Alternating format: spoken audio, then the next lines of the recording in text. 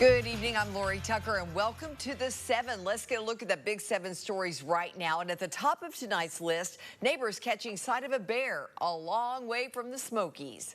Bear sighting calls have been coming from around West Knoxville. Jerry Creel shared this video of a bear meandering around a backyard in the Westmoreland neighborhood. The bear seeming to have a good time while checking out the patio furniture. Not far away, workers at the Trader Joe's store tell us they spotted the bear this morning. Note, that's on the opposite side of Kingston Pike. And yet another sighting, this time a doorbell camera recording the bear outside the Kingston Woods home of Laura Lutz, who says she had heard about the other bear reports, with neighbors nicknaming the animal Fuzzy. Lutz says she noticed that her bird feeder had been knocked down. Her husband checked their camera and there it was, Fuzzy hovering around the feeder. Given where she lives, Lutz says she's surprised to find out about such a close encounter. We do have woods. We're very close to Westtown Mall, but they're woods, and we've seen deer, we've seen fox, there are coyotes. I just have never thought really that we'd see a bear. So that makes me a little unnerved. It makes you think, well, I'm going to look before I walk out the door. Any door in the house, the doors are going to be locked because I have heard they can open a car door or something. Yeah, it makes you a little apprehensive. I guess so. Around 1 this afternoon, a bear was spotted at the corner of Hollywood and Sutherland, and those are just a sampling of the reports.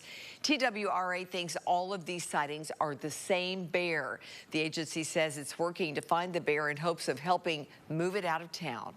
We've been telling you for weeks now the explanation for more bear-human encounters, with the animals getting active as the weather warmed up, but having to turn to alternative food sources while they wait for berries in the mountains to ripen up.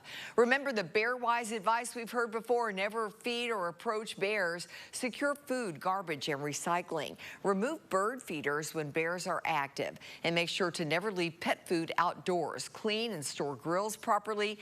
And alert neighbors to bear activity.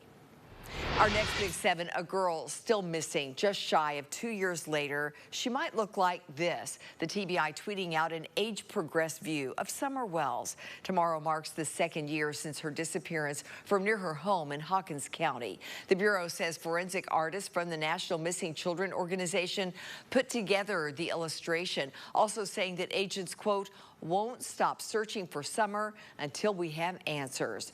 Summer was 5 years old when she was last seen. Parents said she was helping her mom and grandmother plant flowers outside her Rogersville home before going inside to play with her toys. And that was the last time she was seen. A search and Amber Alert was launched with scrutiny placed on the community and her family members, but no evidence of a kidnapping ever turned up. While scouring the area, investigators say they've been hampered at times by amateur sleuths, many of them coming from online groups, spreading rumors and guesswork about what may have happened to Summer. With that in mind, along with the age-progressed picture, the TBI is putting out this request. Don't speculate or share information from sources that are not law enforcement officials. But if you do have credible, only credible information, call 1-800-TBI-FIND. Another request to the public showing up in our Big 7 at 7 list. This time it comes with surveillance pictures and a target you might not expect, as Knoxville police look for a suspect they claim robbed a mail carrier.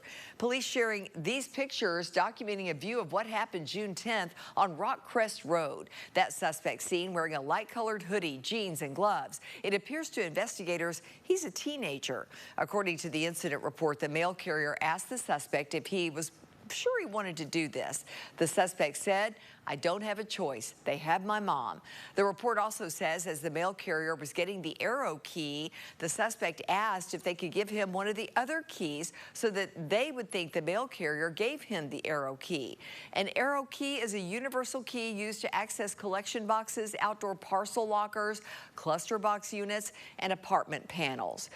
Let's get one more look at the surveillance pictures here. If you have any information on who this may be, call Tennessee Valley Crime Stoppers at the number you see right there, 865-215-7165, or or get out your cell phone and simply hit ** TIPS.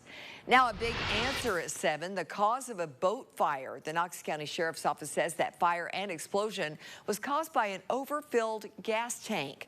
According to the report, Aaron Summer, one of the victims injured in the incident, was flirting with a Marina worker while refueling a boat.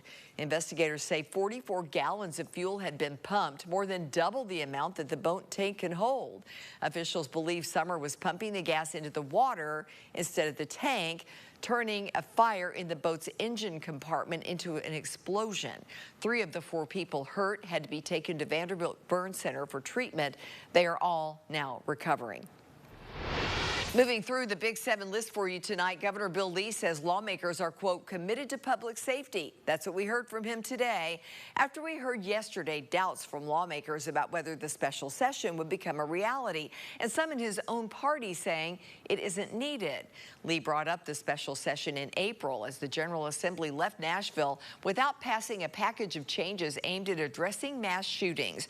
Changes coming in response to the attack on the Covenant School in Nashville. Apparently, the main sticking point is Governor Lee's proposal for enhanced orders of protection. Backers want to separate people deemed a danger to themselves or others from their guns while preserving the Second Amendment and offering due process. Opponents push back, calling it a red flag law, using the term that has become political poison on the right. Lee's office yesterday told us the governor had full confidence in making the special session call, but today we wanted to hear from the governor himself. There's a real understanding that public safety in our state and our community is of utmost importance, that members of the General Assembly are strongly committed to public safety. We've talked about the need for public safety, and in this case, the need to protect the constitutional rights of Tennesseans with no compromise there. There's a way to do that, and I think that's what's going to come together for us in this special session. The special session is verbally set for August 21st. We'll let you know when the governor formally releases details. Our next Big 7 story, the tributes continue to the life of Knoxville's own Cormac McCarthy. It's hard to overstate his legacy as an author of the late 20th and early 21st century. While McCarthy had not called Knoxville home in a long time, Knoxville's imprint on his work is not hard to find. And if you look, you can still see traces of McCarthy here in town. The Pulitzer Prize winner moved to Knoxville as a young child, grew up here, and attended UT. His work earned the highest praise of the literary world and was adapted into several successful films. Today, we checked out the evidence of McCarthy's years in Knoxville, like his yearbook photo at Catholic High School, before getting his start as a published author in the UT campus literary magazine, The Phoenix. Associate Professor Bill Hardway teaches in the English department, where The Phoenix is still put together. He gave us perspective today on McCarthy as a writer, as we also heard about his time growing up in Knoxville. He liked to write a bunch of different kinds of novels. I think that's one of the most interesting things about him. He was interested in genre fiction, so some of them kind of feel like westerns, some of them feel almost like whodunit crime thrillers.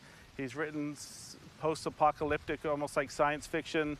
And the early novels, which were set in the Knoxville area, were often called his Tennessee period, and they were really based on the people around here. Cormac was a student here, he graduated in 1951. He was someone who was active in, I think, the chorus. He was someone who was a cartoonist for the school newspaper. He seemed to have a little bit of a humorous side that we don't always see in his works. Over his lifetime, McCarthy wrote 12 novels, 2 plays, 2 screenplays. His final novels, The Passenger and its companion, Stella Maris, were published just last year.